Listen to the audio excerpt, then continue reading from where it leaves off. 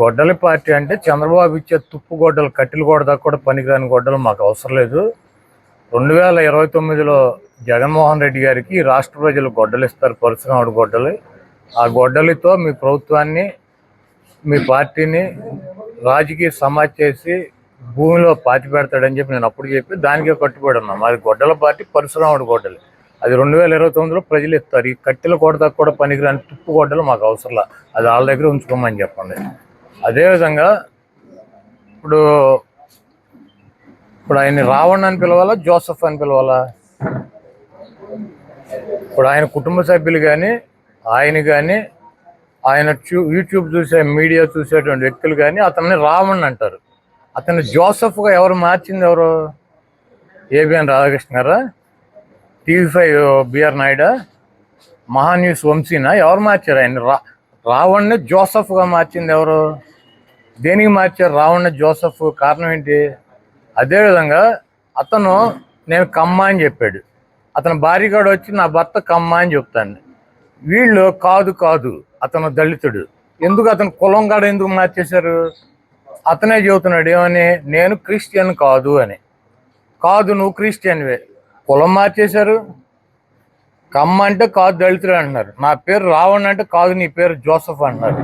నేను క్రిస్టియన్ కాదురా బాబు అంటే కాదు, నువ్వు క్రిస్టియన్ అంటున్నారు. అసలు ఈ రాధాకృష్ణ గారికి కానీ, ఏబిఎన్, TV5 బిఆర్ నాయుడికి కానీ, ఈ మహాన్యూస్ వంశీకి కానీ అతని కులాన్ని, పేరుని, మతాన్ని మార్చాల్సినటువంటి అవసరం ఎందుకు వచ్చింది? ఇప్పుడు అతను రావణ్ అంటే ఈ రాష్ట్ర ప్రజలు గుర్తుపెడతారా, జోసఫ్ అంటే గుర్తుపెడతారా? ఇప్పుడు అతను చెప్పింది, అతని భార్య చెప్పింది, అతని అనుచరులు చెప్పింది ఇదేది కరెక్ట్ కాదు. వీళ్ళు ముగ్గురు పెట్టిన పేర్లే కరెక్టా? నేను ఒకటి అడుగుతున్నా. సరే, రావణ్ వాళ్ళు చెప్పినట్టు మా మనిషి అయితే పిఠాపురంలో బెయిల్ ఎందుకు వచ్చింది అతనికి?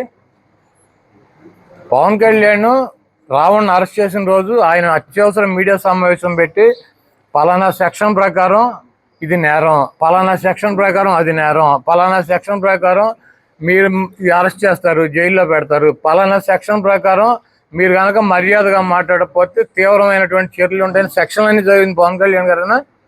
జగన్మోహన్ రెడ్డి పవన్ కళ్యాణ్ గారు చదివింది? పవన్ కళ్యాణ్ గారు చదివారు. ఆయన మీద కేసు ఎవరు పెట్టారు? పిఠాపురం పోలీస్ స్టేషన్లో జనసేనలో పెట్టారు. పెడితే ఆయన అక్కడ తీసుకెళ్లారు. పిఠాపురంలో బెయిల్ ఎవరు ఇప్పించారు? మేము ఇప్పించామా? జగన్మోహన్ రెడ్డి గారు నేను ఫోన్ చేసి సిఐకి, నాకు DSPకి, SPకి మా రావణ్కి బెయిల్ ఇచ్చేయండి అని చెప్పామా? ఎవరు ఇచ్చారు బెయిల్? ఇన్ని సెక్షన్లు ఈయన మధ్యాహ్నం చదివితే రాత్రికి బెయిల్ వచ్చింది ఆయనకి. కారణం ఎవరు? మేమా, చంద్రబాబు నాయుడు? అయిపోయింది. అక్కడి నుంచి ఆయన ఎక్కడ కాకినాడ రూరల్ ఎమ్మెల్యే నానాజీనా? జగన్మోహన్ రెడ్డి, నరే జగన్మోహన్ రెడ్డి నీకు దమ్ముంటే ఇక్కడ రా, నేనేంటో చూపిస్తా అన్నాడు.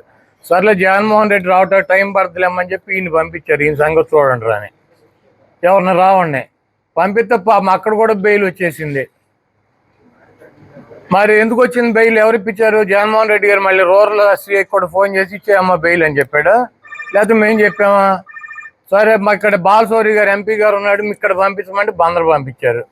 బందరు పంపిస్తే ఏమైంది? అక్కడ బెయిల్ వచ్చేసింది. అది కూడా మేమే మాట్లాడి బెయిల్ ఇప్పించేసాం ఆయనకి. మళ్ళీ హోమ్ మినిస్టర్ గారి దగ్గర నక్కపల్లి తీసుకెళ్లారు, అక్కడ కూడా వచ్చేసింది బెయిల్. అప్పుడు ఎవరు పట్టుకొచ్చి గన్నవరంలో పెట్టింది? సాయంత్రం 7ంటికి టోల్ గేట్ దగ్గర పట్టుకొచ్చి గన్నవరంలో పెట్టించి అసలు ఇతనికి బెయిల్ రాకుండా ఉంటే ఏం చేయాలని చెప్పి వీళ్ళు బుక్కలు తిరిగేశారు జనసేన వాళ్ళు. చేసి ఉప్మా చట్టం పెట్టారు. పెట్టి అతను జైలుకి పంపించారు. సర్లే ఇక ఈ వదిలేదట్లేడు పట్టు వదలని విక్రమార్కుడు 4 రోజులు పంపించేస్తే అయిపోతులేమని చెప్పి ఇక మా వాళ్ళు కూడా చల్లబడి ఇక ఫోన్లు ఆపేసి ఇవి ఒకసారి పెట్టి ఏదో ఒక 10 రోజులు 15 రోజులు లోపల ఏంట్రా బాబు అని చెప్పి మా తెలుగుదేశం పార్టీ, మా కులస్తులు పంపించారు. ఎవరు? పవన్ కళ్యాణ్ ఈ హింస తట్టుకోలేక 4 చోట్ల 5 చోట్ల బెయిల్ ఇప్పించిన ఇక ఈయన మొత్తం తిప్పేదట్టు ఉన్నాడు 100 పోలీస్ స్టేషన్లు. అందుకని బెయిల్ ఇప్పించారు వాళ్ళు. అతను రామన్ అతని పేరు, అతని పేరు జోసఫ్ అని మార్చారు. అతను కమ్మ అని చెబుతున్నాడు. కాదు, అతను దళిత్ అని చెబుతున్నారు వీళ్ళు. అతను నేను క్రిస్టియన్ కాదురా బాబు అన్నారు. కాదు, నువ్వు క్రిస్టియన్ అంటారు. దేనికి ఇదంతా? ఎందుకు? అతని పేరు ఎందుకు మార్చారు? అతని కులం ఎందుకు మార్చారు? అతని మతం ఎందుకు మార్చారు? అతను 4 పోలీస్ స్టేషన్లో బెయిల్ ఇప్పించింది ఎవరు? మేమా? అతని కులం, మతం, పేరు కూడా మార్చింది మేమేనా? కాబట్టి ఇవన్నీ అతను జోసఫ్ అని వాళ్ళు చెప్పేటువంటి జోసఫ్, మేము చెప్పేటువంటి రాముని, రాష్ట్ర ప్రజలు మాట్లాడుకునేటువంటి రామును, బాలకృష్ణ కానీ, లోకేష్ని కానీ, చంద్రబాబుని కానీ ఒక మాట కూడా మాట్లాడు. అతను వీడియోలు పరిశీలించండి. జగన్మోహన్ రెడ్డి గారిని విమర్శిస్తాడు, పవన్ కళ్యాణ్ అయితే ఇక అద్దు బొద్దు లేకుండా విమర్శిస్తాడు. ఇప్పుడు అతని మీద నక్సల్స్కి వ్యతిరేకంగా, నక్సల్స్కి అనుకూలంగా ఉన్నాడని కేసు పెట్టానని చెబుతున్నారు. ఇతను నక్సల్కి అనుకూలంగా ఎప్పుడు చెప్పాడు? వాళ్ళు చెప్పాడు, నిన్న చెప్పాడు, మొన్న చెప్పాడా? సంవత్సరం అయింది. అప్పటి నుంచి ఈ ప్రభుత్వం ఏం చేస్తాను, గుడ్డుగూరాలు పొళ్ళుతూ ఉంటుందా? హిందూ మతంలో ఉన్నటువంటి అతని పేరేంటి, మనోహర్ దాసుని ఇతను ఎప్పటి నుంచి తిట్టుకుంటున్నారు? 2 సంవత్సరాల నుంచి తిట్టుకుంటున్నారు. అప్పటి నుంచి ఏం చేస్తుంది ఈ ప్రభుత్వం, గుడ్డుగూరాలు పొళ్ళుతూ ఉంటుందా? పవన్ కళ్యాణ్ పట్టుకొచ్చి 4 స్టేషన్లు తిప్పి 5వ స్టేషన్లో ఉప్మా కేసు పెట్టేదాకా ఈ తెలుగుదేశం ప్రభుత్వం ఎందుకు పెట్టలా? అతను అంత ద్రోహి అయితే తెలుగుదేశం పార్టీ మరి అందరి మీద, చిన్న చిన్న వాళ్ళ మీద, సోషల్ మీడియాలో పనిచేసే వాళ్ళ మీద కేసులు పెడతాగా, మరి వీళ్ళు ఎందుకు పెట్టలా? తెలుగుదేశం పార్టీ ఇన్వాల్వ్మెంట్ లేకుండా 4 చోట్ల బెయిల్ వస్తుంది అతనికి. జగన్మోహన్ రెడ్డి గారు ఇప్పించాడు బెయిల్. అయినా ఈయన పట్టు వదలని విక్రమార్కుడికి ఉపమా చట్టం పెట్టాడు. ఇక సర్లే సావని అని వదిలేసి కులమో మతమో పేరు అన్ని మార్చి మా మీదకు తోలేరు. ఇక్కడ వైఎస్ఆర్ కాంగ్రెస్ పార్టీకి మాకు ఎటువంటి నష్టం లేదు.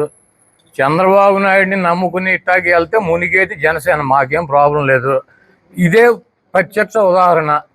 ఆయన సెక్షన్లు ప్రెస్ మీట్ పెట్టి 5-6 సెక్షన్లు చెప్పి, సెక్షన్ ప్రకారం శిక్షలు పడితే ఒళ్ళు దగ్గర పెట్టుకుని ఉండమని చెబితే ఈయన చెప్పిన 6 గంటల్లో పిఠాపురంలో బెయిల్ వచ్చేసింది.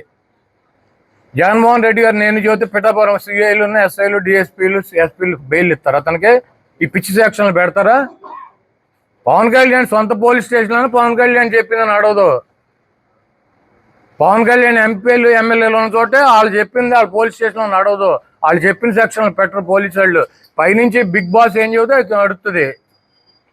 డిప్యూటీ సీఎంకి, డమ్మీ సీఎంకి ఈ రాష్ట్రంలో పెద్ద వాల్యూ లేదు. డిప్యూటీ సీఎంకి, డమ్మీ సీఎంకి ఇద్దరికీ లేదు వాల్యూ. ఎవరికి ఉంది?